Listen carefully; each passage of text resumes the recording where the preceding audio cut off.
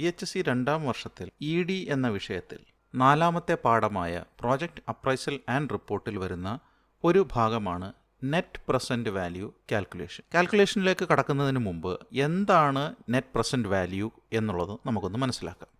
ഒരു ബിസിനസ് ഇന്ന് പണം മുടക്കി തുടങ്ങുകയാണെങ്കിൽ അതിൽ നിന്ന് ലാഭങ്ങൾ നമുക്ക് ഭാവിയിൽ മാത്രമേ ലഭിക്കുകയുള്ളൂ.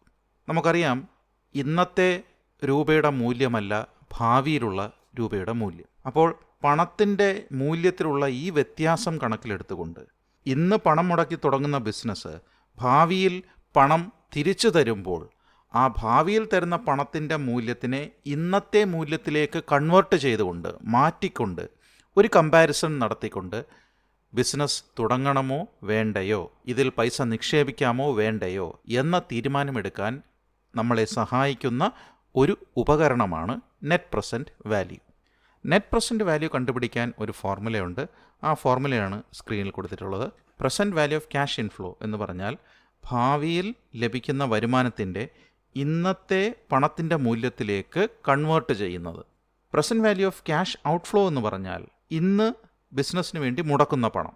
അപ്പോൾ ഭാവിയിൽ ലഭിക്കുന്ന വരുമാനത്തിൽ നിന്നും ഇന്ന് മുടക്കുന്ന പണം നമ്മൾ മൈനസ് ചെയ്യുമ്പോൾ, നമ്മൾ കുറയ്ക്കുമ്പോൾ നമുക്ക് ലഭിക്കുന്ന സംഖ്യയാണ് NPV എന്നറിയപ്പെടുന്നത്. സാധാരണ പരീക്ഷയ്ക്ക് NPV കാൽക്കുലേഷന് വേണ്ടി ചോദിക്കുന്ന തരം ചോദ്യമാണ് സ്ക്രീനിൽ കാണുന്നത്.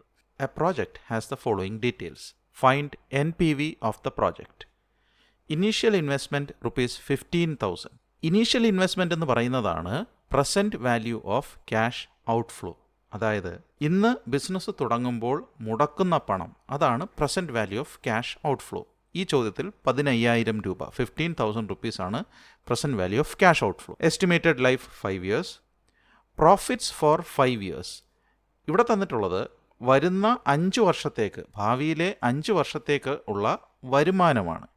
ഒന്നാം വർഷം 1000 രൂപ, രണ്ടാം വർഷം 3000 രൂപ, മൂന്നാം വർഷം 5000 രൂപ, നാലാം വർഷം 7000, അഞ്ചാം വർഷം 10,000. ഇങ്ങനെയാണ് ഈ ബിസിനസ്സിൻ്റെ 5 വർഷത്തെ വരുമാനം.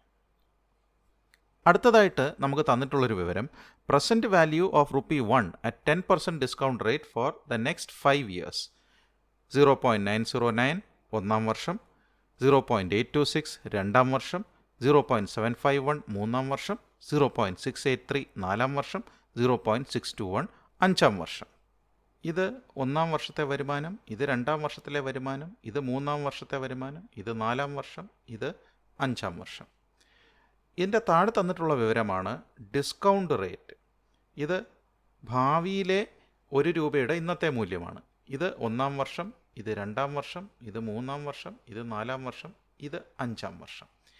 ഈ 2 വിവരങ്ങൾ ഉപയോഗിച്ചാണ് നമ്മൾ present value of cash inflows കണ്ടുപിടിക്കുന്നത്. ഓർക്കുക, present value of cash outflow already ഇവിടെ തന്നിട്ടുള്ള ഇനീഷ്യൽ ഇൻവെസ്റ്റ്മെൻ്റ് ആണ്. അപ്പോൾ നമ്മൾ കണ്ടുപിടിക്കേണ്ടത് പ്രസൻറ്റ് വാല്യൂ ഓഫ് ക്യാഷ് ഔട്ട്ഫ്ലോയാണ്. അതിന് ആദ്യം നമ്മൾ ചെയ്യേണ്ടത് ഇത്തരത്തിൽ ഒരു ടേബിൾ തയ്യാറാക്കുക എന്നുള്ളതാണ്.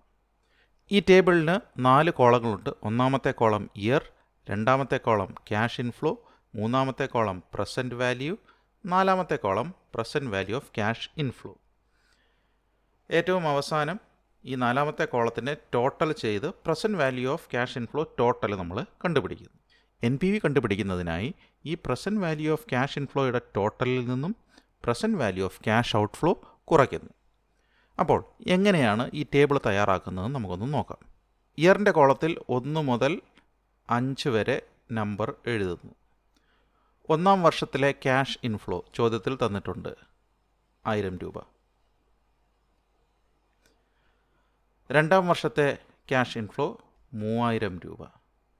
മൂന്നാം വർഷം 5000, നാലാം വർഷം 7000, അഞ്ചാം വർഷം 10,000.